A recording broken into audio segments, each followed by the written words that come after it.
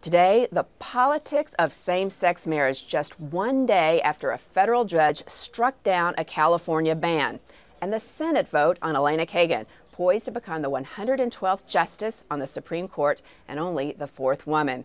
Joining me to talk about both of these issues is Alabama Senator Jeff Sessions, the ranking Republican on the Judiciary Committee, who's led the opposition against Kagan, and last night from the Senate floor blasted the federal judge who said California's gay marriage ban was unconstitutional. Take a look.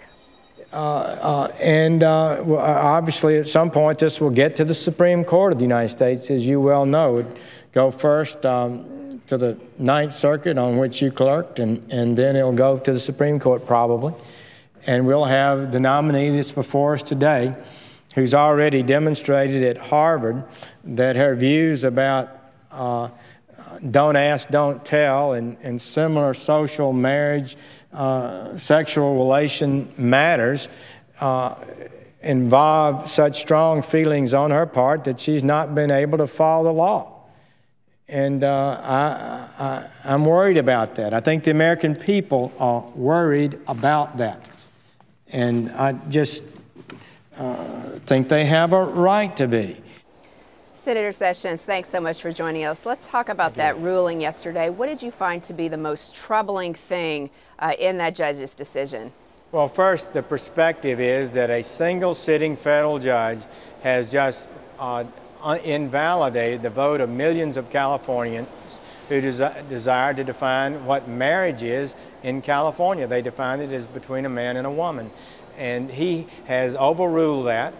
There's nothing in any of the provisions of our Constitution that would have suggested that any of those drafters of it intended that the Constitution would be interpreted as to mandating the recognition of same-sex marriages. It's just not there. It's a matter that should be left to the people, not be decided by an unelected, lifetime-appointed judge who clearly was, from his opinion, was citing his own views, emotions, and feelings about this issue.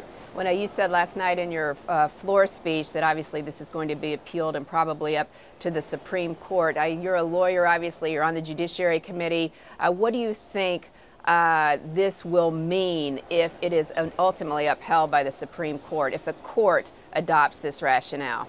Well, it will mean that they have declared that the United States Constitution requires that same-sex marriages be recognized just the same as normal marriages. And this is a huge legislative act, would be by the courts if they were to do that. My understanding is that, if I'm not mistaken, the California court has already upheld, the California State Supreme Court upheld this act. I would hope Supreme Court would uphold the people's decision and not the judge's decision, but it does remain to be seen. And Elena Kagan, who's already demonstrated a very strong, personal, deep bias on these kind of issues, will be one of the judges, if confirmed, that will decide the case. Well, now, before we go on to Kagan, let me just ask you one more question about this ruling, though. I mean, if the Supreme Court, let's just play this out. If the Supreme Court decides to uphold this ruling and say there is a constitutional right to same-sex marriage,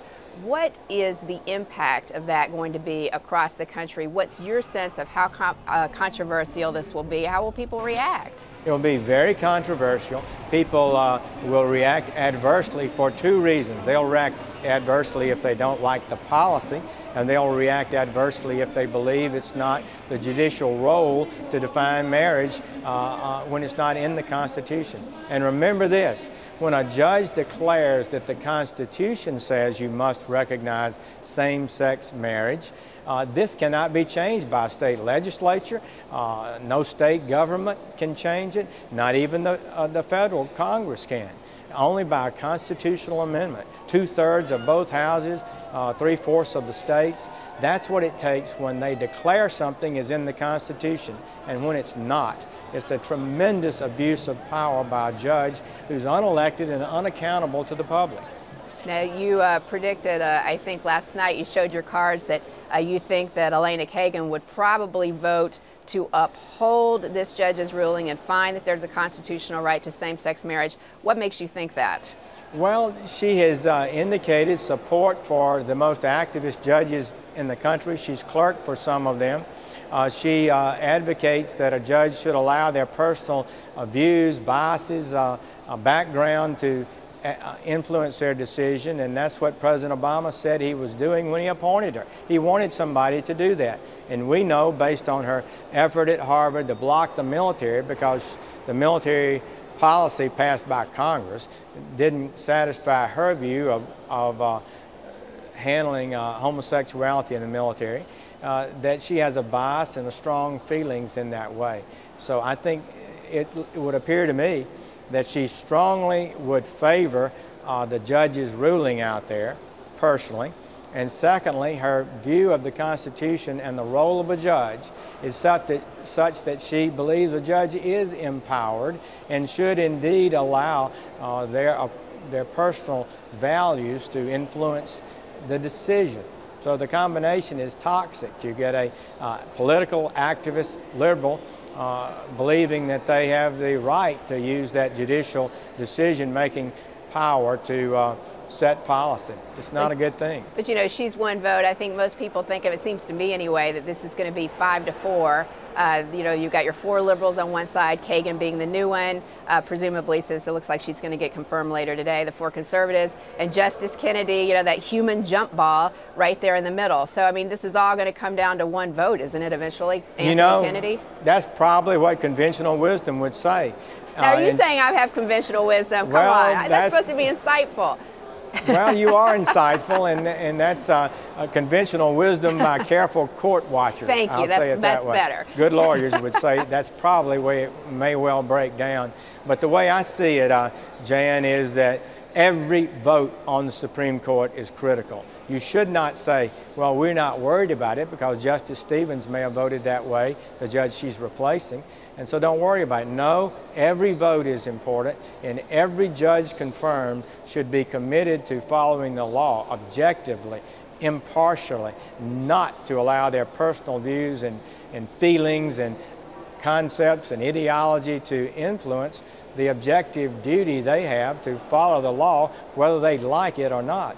Well, now this is obviously something that you've been really hammering on for the past couple months during this Kagan confirmation process, but obviously looks like she's going to get confirmed later on this afternoon. What's the latest you're hearing about how many Republicans are going to vote for her? Well, I think 5 have said they would vote for her, mostly in the Northeast area, in her area, but it's but the polling data show her numbers are well below that of Justice Sotomayor even. And you mean her support by the public? Support by the public is well below 50%. It's a record low, actually. And I think that there'll be more no votes than normal. Well, more no votes than on Sotomayor, which indicates her nomination has not played well. It indicates the American people are concerned about President Obama's philosophy. And I can tell you, he has a philosophy that I think is flawed, but he is appointing judges who agree with his philosophy. And they're going to be the kind of judges that won't hesitate, I'm afraid, to advance the law in ways they think might be better for the country. Now, you've got one Democrat who's going to vote against her, Ben Nelson. Yeah. What does that say to you? I mean, does that say that he's concerned about what people back in his home state are thinking? He's feeling some heat there on some of her positions on these issues? Yeah, it's a good. I think Ben Nelson and I have talked over the years about judges. He voted for a number of Reagan Bush judges that other Democrats opposed. He appointed a lot of judges as governor of Nebraska. He has a view that judges should show restraint. I think it was a very significant signal when Ben Nelson analyzed this nominee and found her wanting. All right, and finally, Senator Sessions, I got to ask you, though, what about this whole notion? I mean, Sam Alito, you and I have discussed this before. Sam Alito was highly qualified. No one questioned his intellect, his experience. Yet all these Democrats voted against him, and you were making the arguments then that, listen, he's qualified, let's just vote for him. Why doesn't that work this go around with Kagan? Good question and a fair question. Justice Alito was not only qualified, he was a magnificent nominee and did a fabulous job at the hearing, demonstrating the clarity of mind you look for in a great judge, the experience, the ability to talk about cases without hesitation. He was a superb nominee, and he was committed to the philosophy that a judge should show restraint, not allow their personal values to influence their decision making. Nominee Kagan has the least experience of any judge in 50 years. She had 2 years of law practice right after law school and 14 months as Solicitor General.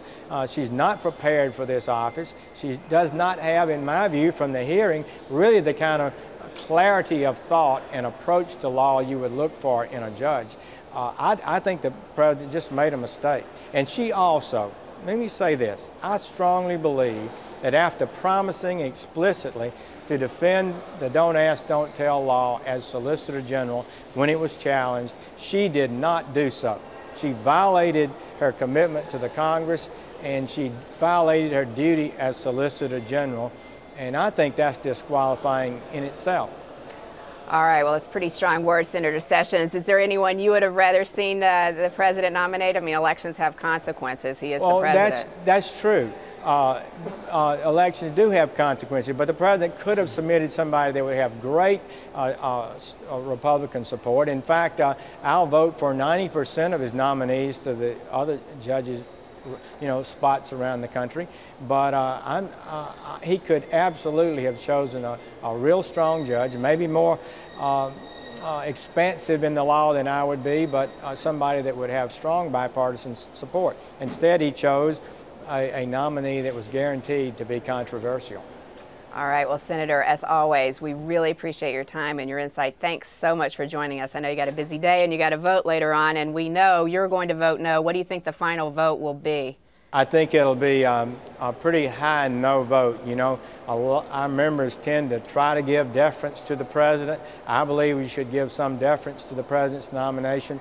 But in this nominee, I think you'll see considerably more no votes than Sotomayor. And as you indicated, at least one Democrat will be voting no. All right, so under 65 yeses? Well, I won't speculate right around there? about that. Okay. All right, well, we'll wait and see. There's been no whipping on the Republican side, no pushing on senators to vote. Every senator is just voting as they feel is best. All right. Well, Senator, thank you again. We really appreciate it. Thank you. Look forward to talking to you again soon.